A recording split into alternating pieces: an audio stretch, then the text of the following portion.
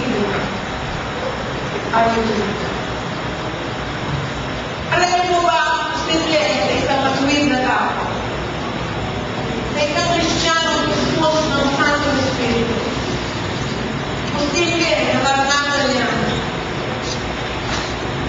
na siya ay dadalhin ng Panginoon sa daan para magawa ang lahat sa buhay niya ay walang problema. And he will become so low and downcast. They feel they can't go on. Parang baga hindi na sila makapag-move kahit sa takbang pa. And they come to the brink of giving up. Sila susuko na o bibitaw na. Alam niyo po na ito na pag-isipan nito, magpigil. Hindi ko po alam kung bakit ito pag binigay na lang ng malipot sa mga ito. So, last Friday, dito po namin ginawa overnight. I have shared about this. Nag-exert lang po ako na fixing your heart on the Lord. And we started singing the song, Turn Your Eyes Upon Jesus. And then, ang dami ko lumapit sa harapan, they were all crying because they are on the brink of giving up.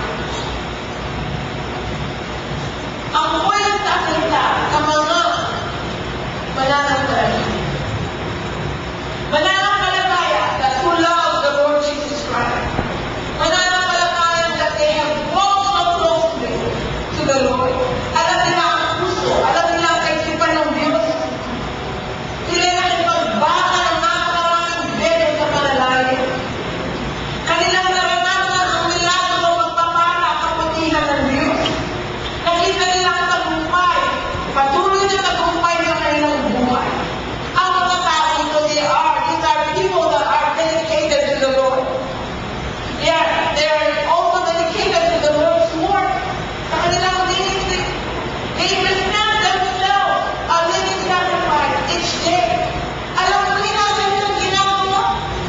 Every day they say, Lord God, I present myself a living sacrifice. Alam mo nila ang kanilang ginagawa. Alam niyo po, last Friday, ito po kapatid, nag-testimony, hindi ko akalain, ito lalo sa kanya bibig, dahil sabi niya, kasi po siya araw-araw na dito, nakikita po niya kung ang ginagawa namin, paramuhan ko na natin ang ating mga young people na nandito, ready na tayo na natin.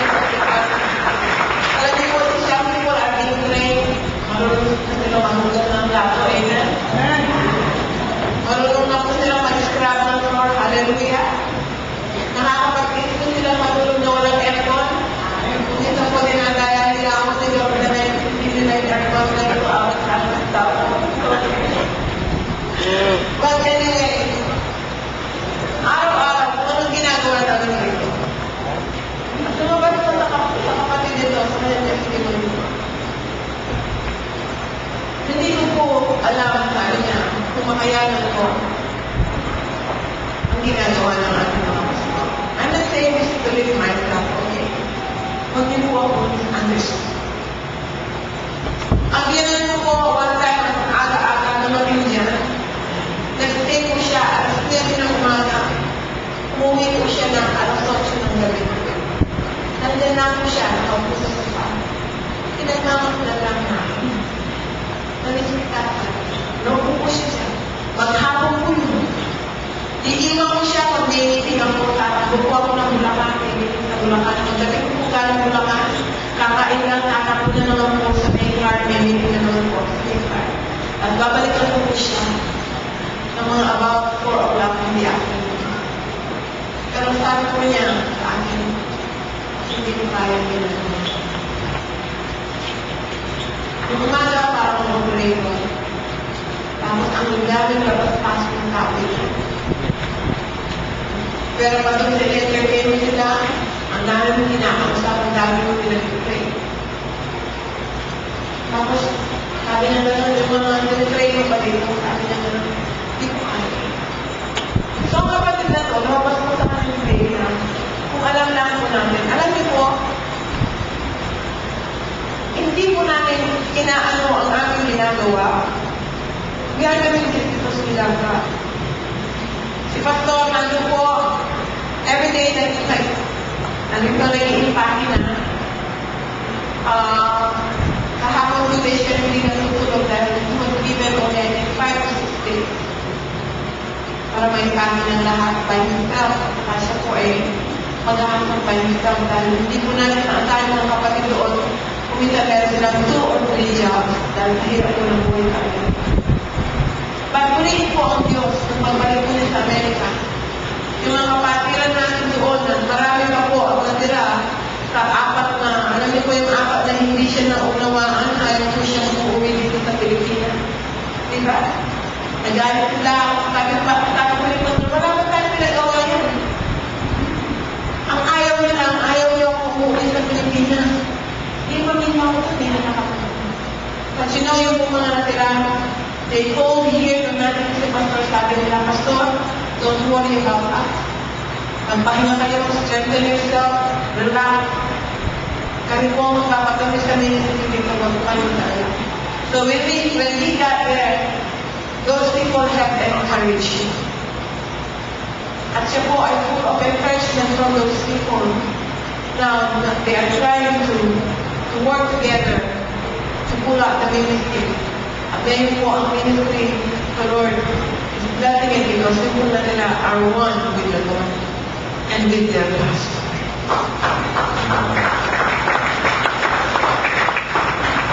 Okay, so tell me, kahit ba mga pastors, mga leaders, hindi darating sa break of giving up?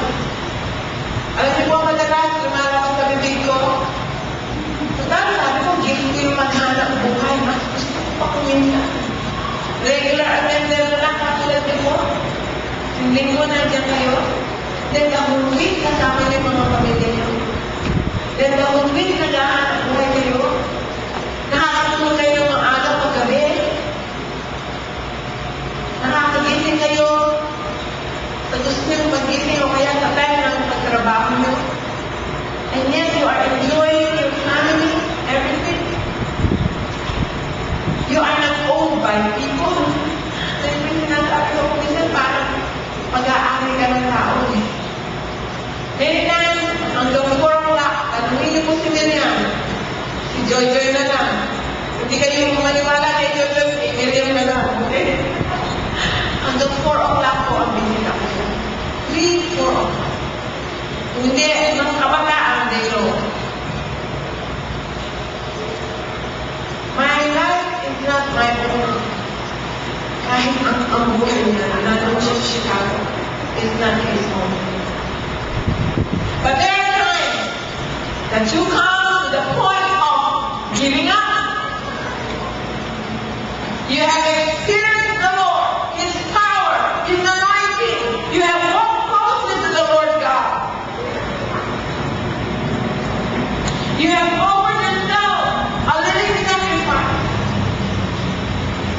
So tell me, is it possible for such Christians to be so pressed down and troubled, to be in such despair and despondency? Alam niyo po, despondency, hopeless. Wala nang pag-asa. They become convinced they're not going to make it. Is it possible? Of course, yes. Ang mga pastor, ang mga leader, ang mga Kristiyano ay hindi Diyos. They are people like you and me. They are human beings. But by the grace of God,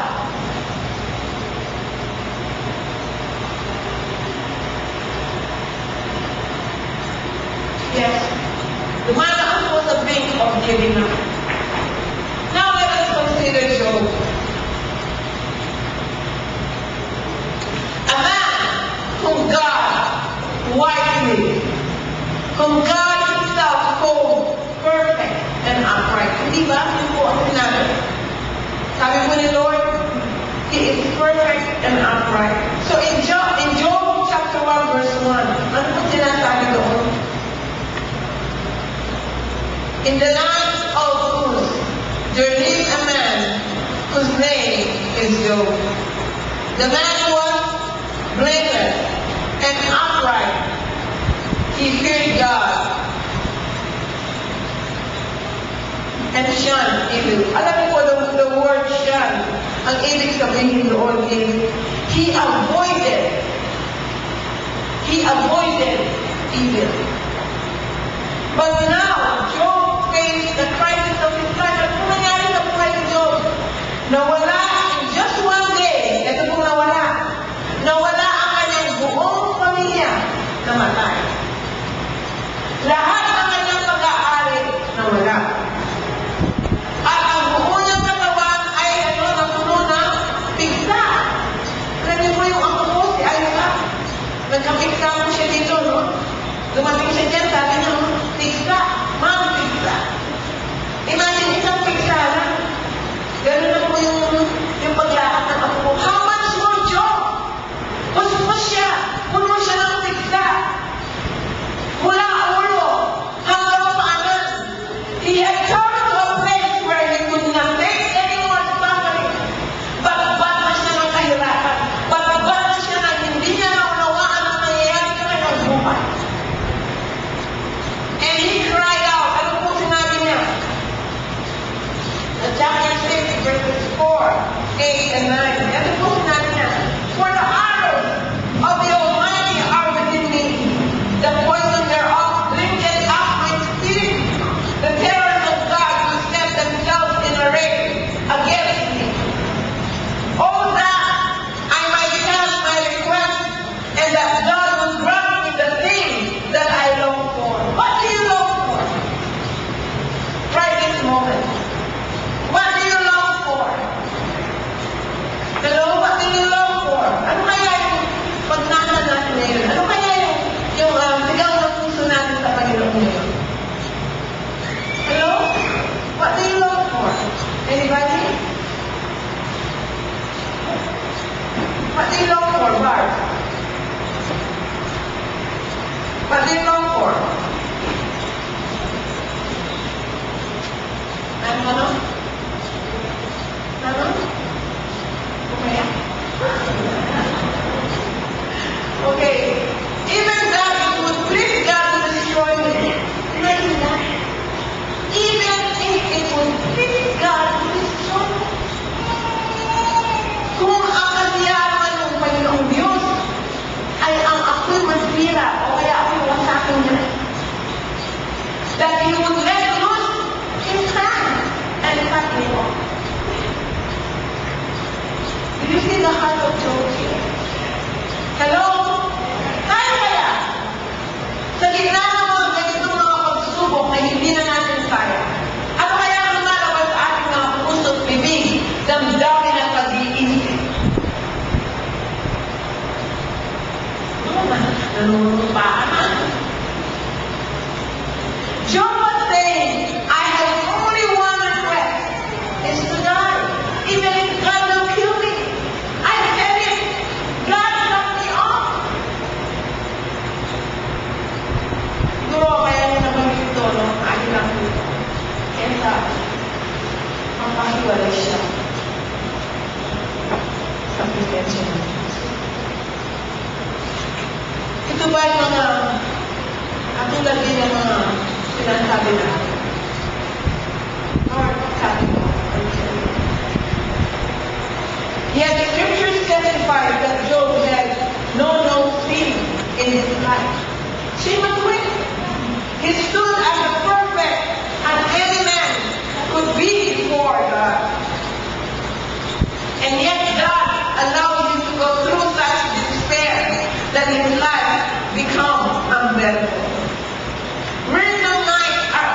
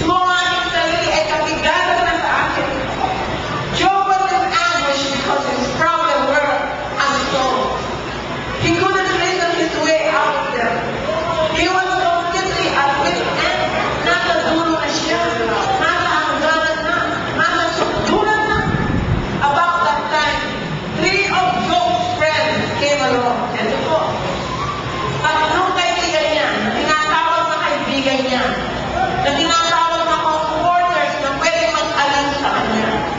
They came. Ano kaya ginawa nila? And trying to figure out, sige, alikalit ako, sabi niya. Pag-usapan natin, bakit na kaya nagigila? Tignan natin, kung ano kadahilanan. They couldn't understand why God would allow any righteous man to become as mentally, spiritually, and physically afflicted as Job was. Ito po sinabi nila. Yung isa sabi niya, Beloved, this is a perennial dilemma in the church. Na nararanasan ni Job, ganito rin mo sa iglesia. And also in the eyes of the world. So it seems that, sabi niya, when you give your life to the Lord, all you get is suffering in return. Meron na po mga narinig na ganyan, bakit magpatong nakilala ko Panginoon, walang hupay, na pagsubok, kahirapan, ang aking naranasan. Hello? Meron na po ba kayong narinig na ganyan? Hello? No one within the church or without has ever understood how a loving God could allow those who have given their all for Him to go through such times of trouble and despair. So Job's friends kept lecturing him. God does not afflict the righteous. You must be in sin. Siguro, sabi niya, ang mga matuwid ay hindi pinapausahan ng Diyos. Sabi niya, siguro may kasalanan ka. Hello? Thanks, family? Siguro may kasalanan ka. Sabi mo sa chapter 11, verse 14, if iniquity be in thy hand, put it far away, and let not wickedness dwell in thy tabernacle. Ito po sabi ng mga kaibigan. I ask you, how would you feel if you heard such words from close friends? Malapit mo kaibigan, okay? You have heard such words from close friends. When you're trying your best to understand your suffering, when you are there every moment, they are suffering too. Every time they call you, they are there. And you are there. So they are your friends. Okay? This is most men of God told Job, you've got some hidden sins in your life. So there are lots of thoughts about this man that was considered righteous and blameless in the sight of God. And his very close friends, there are some thoughts that are being done and spoken around him in front of him, and I think even without his presence. You've got some hidden sins in your life. Out with it. Confess them. Only then will your troubles disappear. But was God angry with Job? Not at all. Hindi po. Scripture makes it clear that wasn't Job's problem. And Job knew this. He said to God, do not condemn me. Chapter 10, verse 7, 2 and 1. Show me wherefore thou contendest with me. Thou knowest that I am not wicked. My soul is weary of my life. Alam niyo po, I'm telling you this because sometimes tumawag sa akin. They are in deep despair. May isang nagtanong sa akin, sabi niya, kung minsan ayaw ko na po magpatuloy, kahit sa paglilingkod man, dahil sa naranasan.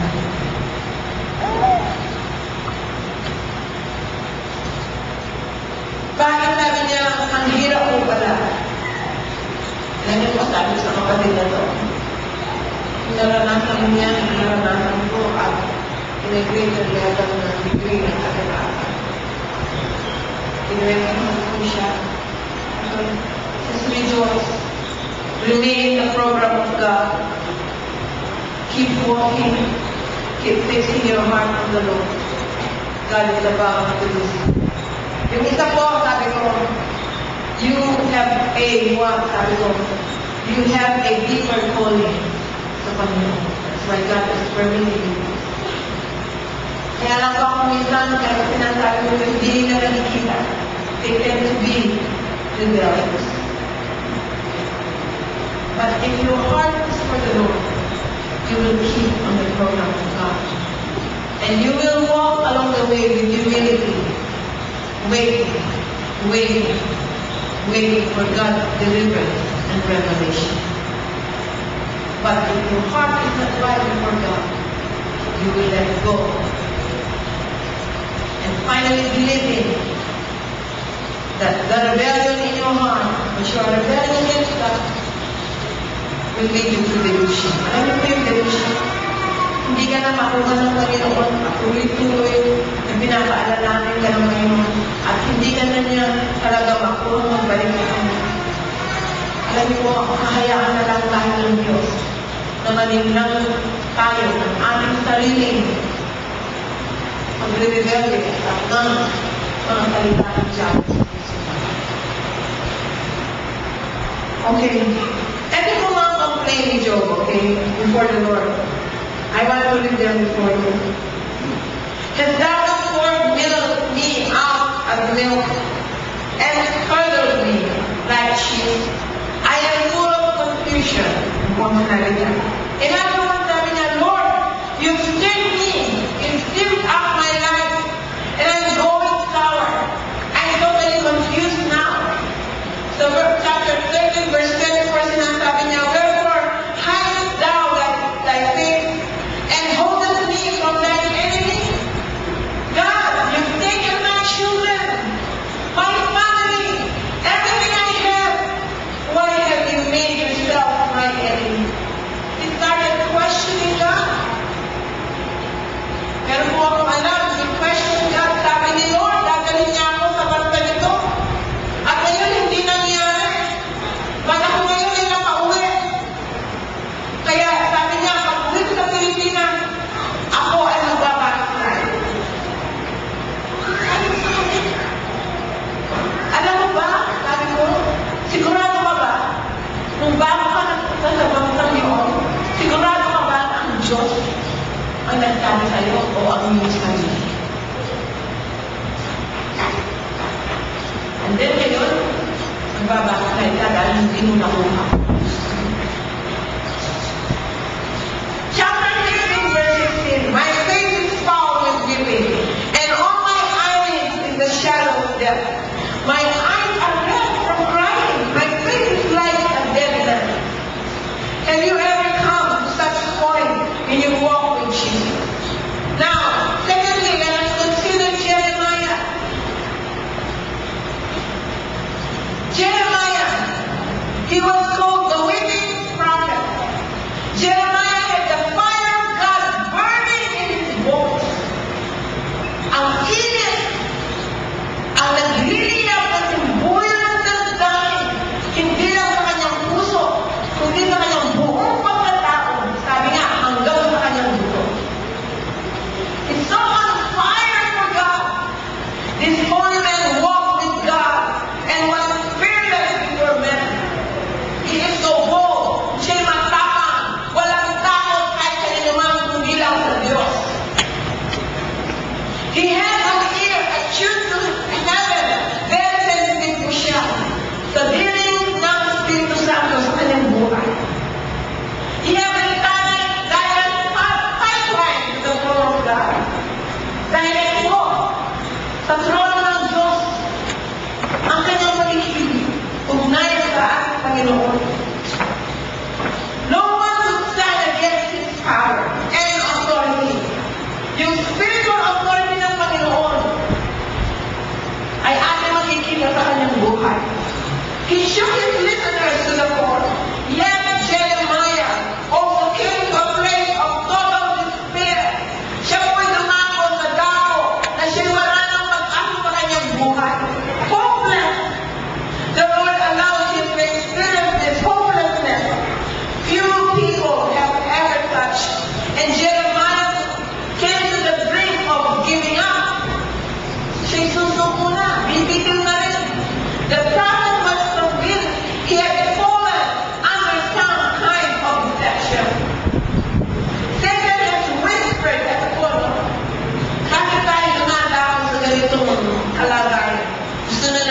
lumitaw.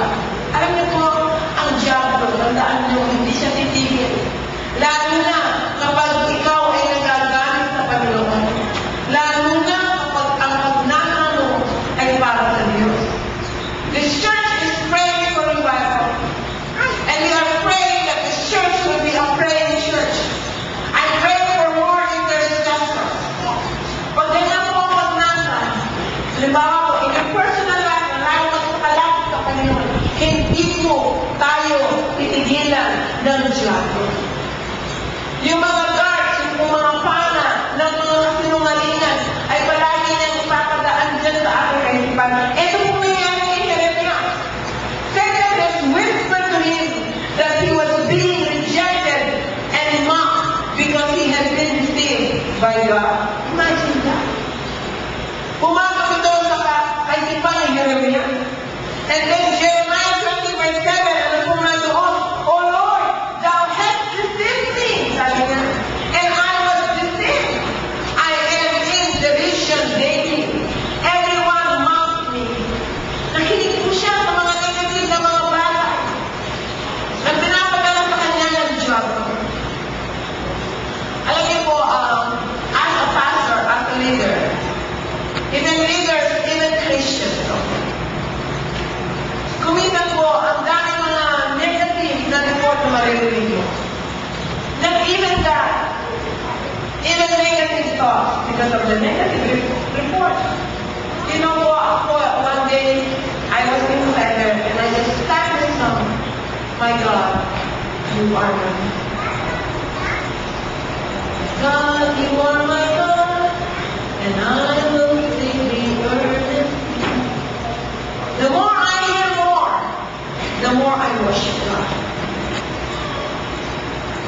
And in the middle of that song, I started crying. You know why? Dahil ang laki po ng revelation, kapahayagan na binigay ng Panginoong Jesucristo sa akin. I am rejoicing, Lord God, with the crosses of my life, with the crosses you permit in our life, husband and wife. I rejoice. Now I know why, because they are your ways in keeping us. Dahil sa mga bagay nito, sila ang ginagamit mo upang kami, Panginoon, ay itago mo. Hello? Hello? Itago mo under your wings. They are ways that God is keeping us. Siguro, alam mo, walang po sa buhay. Siguro nakalaro na kami. Magkakaligan na narinig ko, siguro. That's the Lord God. You know the truth. And I rejoice in you. You are my God. You are my defender. You are using this to draw me closer. There are ways of keeping me to be always on my knees. And I rejoice. I keep rejoicing. And as I do rejoice, I see doors opening. And I am blessed with what God is doing every day here. And alam niyo po, if you have a question in this church, ako po hihikayan po ng volunteers, okay? Kasi po, pagod po kami dito. So, kung gusto nila ako makatulong kahit kaming ko lang, kailangan ko ng tulong. Okay? I need help. I need help. Sabi nga ni Pastor Cupelia, bakit tayo matuturuan mo naman? Volunteers lang po. Okay? Kasi po sa dami ko ng trabaho ito, I need volunteers. Wala lang po ako magawa. Kasi po, karamihan, busy. Okay? 4 months po ako dito, everyday. Bumibili ba ng materials? Binabantayan pa po yung church. Nagre-report pa po ako sa revolving fund. Ngayon po, kaya binibigyan ako ng revolving fund every week dahil may binibili kong materials. Minsan po kasi na-delay yung materials, nalugi tayo, nagbabayad tayo ng trabahador, kailangan po may agad-agad na revolving fund dito. So kahit lang po yung may hahawak lang ng revolving fund, at tagalista lang po, at taga-takbo pinag-uutusan. Yun lang ang kailangan ko. Kailangan ko may nagkalipat. Pati pa ko yun, ginagawa ko. Okay? Yun lang ang kailangan ko. Volunteer, nakahawak dito ng mga cash in, cash out. Okay? Kailangan ko eh. Okay na po ako sa, ako okay na okay po ako sa foreman kasi magkailan po ako sa pagpapagawa. Ang dami po akong pinaalis na mga gamit dyan pag hindi tama yung magkakabit. Tanongin niyo man po si Kuya Jen. Sa pagbili ng materialis, gusto ko yan. Kahit mainit, semento, bumangin. Buti po ngayon na si Sherry pinatulungan ako. Yung lang po cash in, cash out, yung po kailangan. Kasi pati po yun, ginagawa ko sa pinatulong ko yun. Kung meron po kayong burden, kahit 2 days in a week, tapos yung isa, 1 day in a week, isa-isa po kayo. Mas makinig po, alam na nandito kayo, alam niyo po yung flow, okay? I will let you do that. And I trust you. Kasi may pera naman, di ba ba? May resibo naman. Hello? Amen? Yung lang po. Tapos may mga meeting pa po, kung wala po nga hawak po, sino po na naman ang tatakbuhin nila. In the middle na wala ako, kailangan ng ganito. Hello? So, kung meron po kayong panahon, okay, help me out on this. Tapos every Wednesday po, naghahatid pa po ako ng mga bata sa Goshen. Kumita po, nakupuwit ako ng Tuesday, ako 3 o'clock, gigising po ako ng 6 o'clock dahil exactong 8, maghahatid po ako sa Goshen ng mga bata. Dahil ito po ako ng libre na po yun nakakahiya naman dito sa mga. Libre na po yun Ang mahal po, pag nagtuturo ng instrument, lalo na violin at saka mga blowing instrument. Ako sa ako po ng kabataan yan. Okay lang po sa akin, because I enjoy with the young people. Friday morning, they're day with me. Every Friday morning, may devotion po kami ng mga youth. And I praise God dahil meron po kami project ng mga youth ngayon. Please pray for them. Ang project po ng mga youth ngayon, once in a week, i-release po namin sila sa isang tao, either the mall, o kaya park, o kaya isang barangay dyan, and they will witness. They will witness. At kapag sila nang witness, at may isang bahay na nagpapasok sa kanila, they will start singing praise and worship. Kaya nagpapamemorize po ako sa kanila ng mga verses. Ang una po, sabi ko, memorize nyo ba yung John 3:16? Ako kaagad, nirecite ko nila. Na-memorize nyo yung John 3:16. Alam niyo ba ang meaning nun? Alam niyo ba yung short chant? Sabi ko, opo, sabi nila. Then, sabi ko, ready na kayo.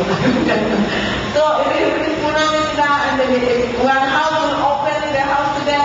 They will come in, and then they will share songs, and then after that, they will share John 3:16, and then they will ask the people to accept the Lord, and then they will pray for the people. Please pray for them. Sila pong katuwa ko dito every day. Every day. Now, I'm telling you this because it's not easy.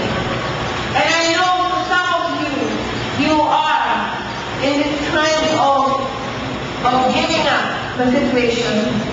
And the book nabi niya, cursed be the day wherein I was born.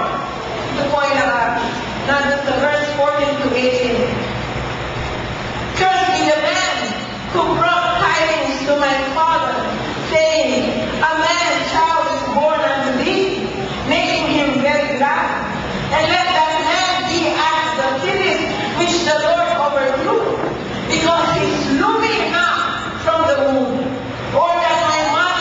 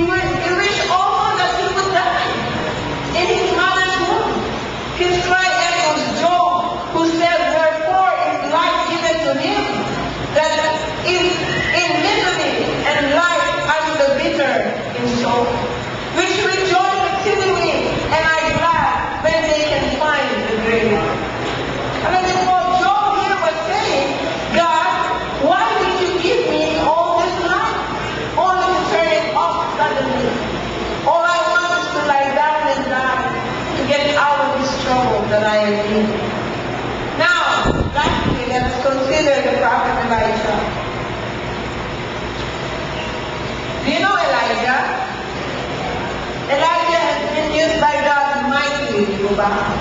All the miracles, patay na buhay. Alam niyo po, I'm happy. Magtatay-tay lang po ako. I'm happy. Dino Pastorani Bautista, kilala niyo po si Pastorani Bautista? Amen. So last Thursday night, binisita po nila ako sila mag-asawa. Alam ko po, one time he was here to, na nag-preach. Were you here? Sino po natin nung siya ng araw? Can I see your hand? Sino po natin? Can I see your hand? Okay, some of you were here nung siya ng araw. I was blessed sa nung Thursday kung binisita nila ako mag-asawa. Kasi one time nag-isa po kami sa SM. At they are full of joy. Tuwang-tuwa ako sa kanila na nagre-report. Yung sabi nila, yung Thursday, nag-legyan at China, sabi niya, bisita po kami para mahabol namin si Pastor. Sabi ko, wala na si Pastor.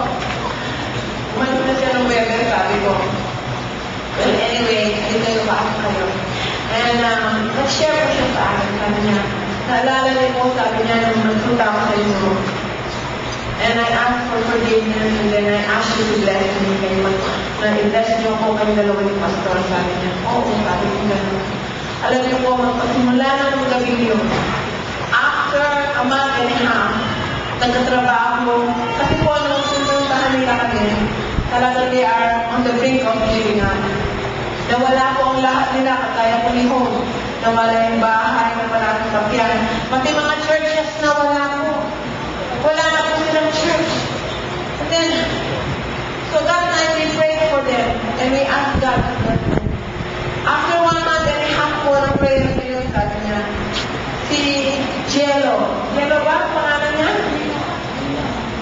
Gino. Okay, si Gino po, nagtatrabaho sa Singapore. And then after 2 months po, nagtatrabaho sa Sterling, sa mga angel. After po ng 4 months, kami pong pamilya ay nakapunta ng Singapore. Sabi niya, dahil nag-asawa si Jello. Then, hindi po na tagal, sabi niya gano'n. Bigyan po kami ni Lord na bukas po kami ng gamain. Sabi po kasi ni Pastor Edgar, sabi niya, tayo ka.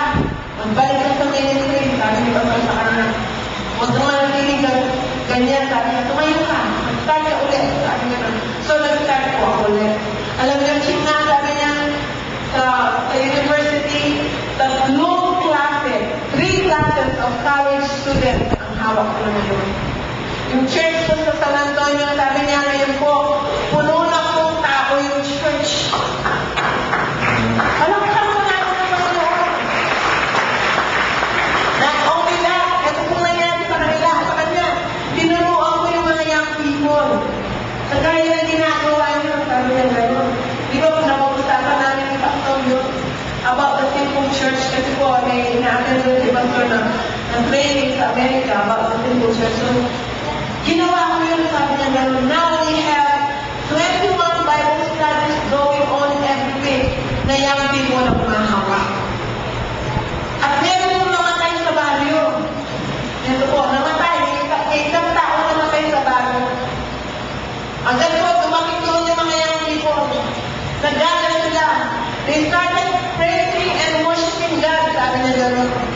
And then bigla po ng mga young people, binigyan ang sabi ko, wala na po ako, sabi niya.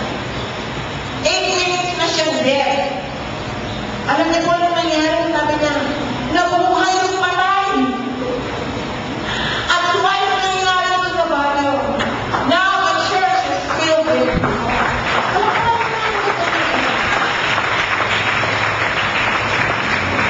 now, this man, the guy named Elijah, he is on the brink of giving up. But God has blessed him. God has blessed him. Si Elijah ganun din po. Sabi niya, gusto ko na mamatay. Gusto ko na mamatay.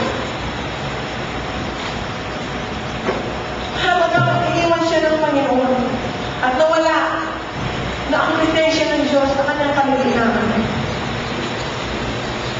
There comes a time when no past miracle or blessing can help you in your present trial. Kasi po si Elijah nakaranas ng kamanghamanghang mga bagay, manghamanghang milagro na nangyari sa kanyang buhay. Kahit ano pa yung balikan ito, sa kanyang sitwasyon na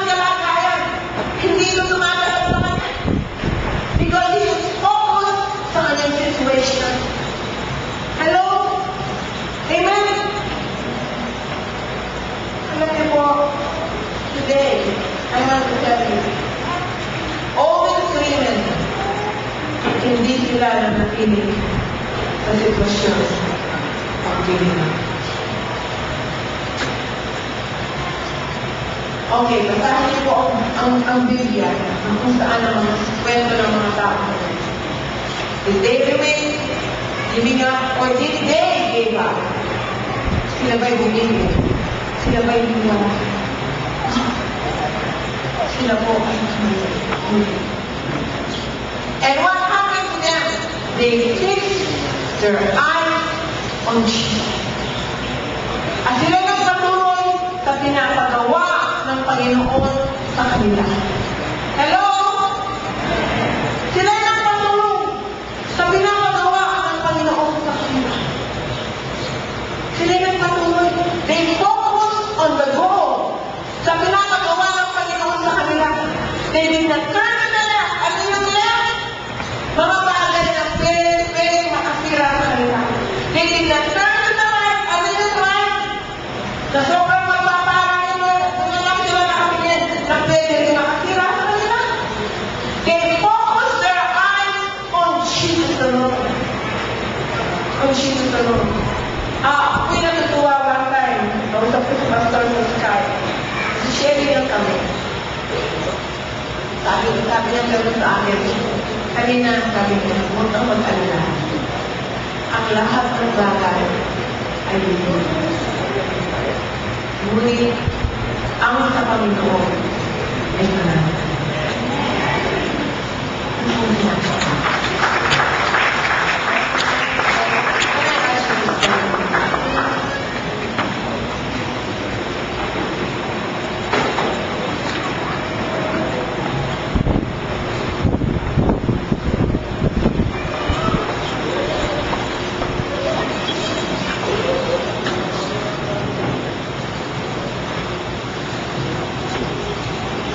Sa umaga po ito, I believe God is open. And I believe God is here sa ating kalamitan. Hindi ko alam ang sitwasyon ng bawat marami kung nandito ngayon. Pero kahit nasabi ko sa mga nakaraan na mga linggo, namin nakausap kahit mga pastor doon sa Ilocos na napakalayo. They are out of the way of giving up. Kahit mga ilang gumana naman sa overnight, they are on the way of giving up. Pero naman, makita po natin ang kamay ng Diyos. Okay? Sabi ko nga kay pastor, talagang totoo yung sinabi mo sa akin dahil sa kanya. Bago tayo nag-full time, sinabi niya sa akin, maghanda ka na. Ano paghahandaan ko? Sabi sa kanya. Arm yourself to suffer. Maghanda kang harapin mo ang kahirapan. Dahil tayo nag-ibig ng tunay sa kanya. Iba yung loob. Ipapadala ng mga kaibigan ng Panginoon sa akin. Ngayon pa sinasabi ko. There will be true friends. There will be friends who will betray us. But fix your heart on the Lord. Ito po ito, dahil I want you, sabi niya sa akin, to be a woman with a strong heart. If you are with me in this calling, ngayon ba, strengthen your heart. Kung katuwang kita sa kalawagan na ito, sinabi mo sa akin, susunod ka. Susuportahan mo ako sa panawagan ito. Nais ko, ipabarik ka. Malakas ang loob at malakas ang puso.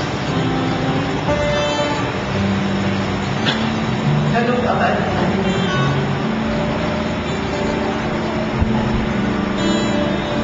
Hallelujah, sabi sa akin, I want you to be one with the Lord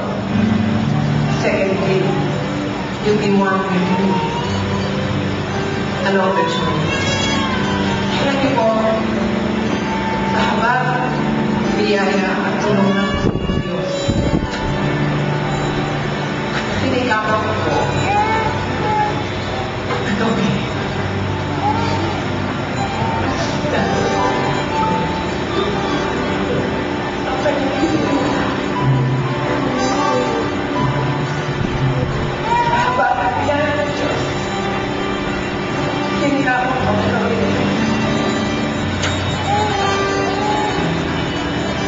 And everything coming out will be part of the growing pains in the ministry because God is calling. Pero along the journey, many times I want to give up. Kung yun lang ang pagod, walang pwede sa akin ang pagod. Kahit kapagoran, hindi ko na kaya. I love the Lord. I love Him. I love doing what I'm doing. But the pain, hindi makaya. The pain. But because of His mercy and grace, sinikapan ko na magpatuloy. Palagi niya sinasabi sa akin, ang lahat na yan ay hindi pa. Doon ka na lang tumingin, ang lahat na yan ay hindi pa. Manatili ang nakatingin sa Diyos.